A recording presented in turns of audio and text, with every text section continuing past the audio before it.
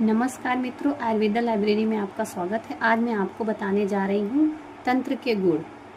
तो सबसे पहला वाला हमारा आता है सुमहद यशस्वी धीर पुरुष सेवित, अर्थात यशस्वी और धैर्यवान पुरुषों द्वारा प्रशंसित हो, मान्यता प्राप्त हो। सेकंड हमारा आता है अर्थ बहुल, जिसके जो अर्थ है ना वो बहुत सारे हों, कई अर्थों वाला हो, उसको कहते हैं अर्थ बहुल। आप्त जन पूजित, ऐसा शास्त्र होना चाहिए जो आप्त पुरुषों द्वारा पूज्य हो तथा उनके द्वारा बताया गया हो, उनके द्वारा लिखा गया, उनके द्वारा सुना गया हो, उसे हम आप्त जन पूजित बोलते हैं।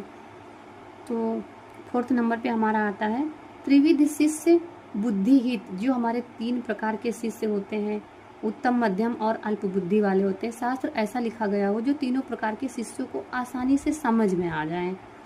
आपगत पुनरुक्त दोष, तंत्र ऐसा होना चाहिए जो एक ही बात को बार बार कह रहा हो, दोष से मुक्त होना चाहिए। आर्षम, ऋषियों द्वारा, जो ऐसा शास्त्र होना चाहिए जो ऋषियों द्वारा रचना की गई हो। सुप्रणीत सूत्र भाष संग्रह क्रमम, ऐसा शास्त्र होना चाहिए जो मतलब सूत्रों की तरह, जैसे कि हमारी माला होती है उसी तरह एक क्रम से लिखा गया हो जो सम्यक रूप से हमें समझ में आ जाए। सुआधार, सुंदर अर्थ वाला हो, ऐसा अर्थ हो कि कोई भी उसको पढ़े तो उसको समझ में आ जाए। अनुपतित शब्द, अशिष्ट और अश्लील शब्दों का प्रयोग बिल्कुल न किया गया हो। आकष्ट शब्द, अर्थात तंत्र ऐसा होना चाहिए जिसको पढ़ने में हमारे मुंह से जो उच्चारण हो जाए, जिस वर्ड को हम ठीक प्रकार से बोल पाएं। पुष्प कला विधान, अर्थात पर्यायवाची का शब्दों का जो है वो बहुतायत से प्रयोग किया गया हो, उसके अनेक पर्यायवाची शब्द हों।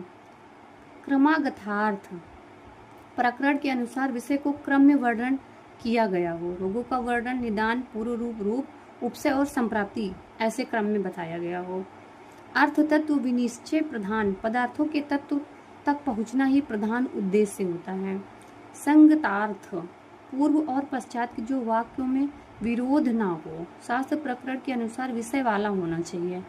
असंकुल प्रकरण, एक प्रकरण का विषय दूसरे में अन्य कहीं ना कहा गया हो। कहने का मतलब ये है कि असंकुल जो हमारा प्रकरण है, जो एक चैप्टर में अगर बता दिया गया है तो दूसरे में उसको ना बताया गया हो।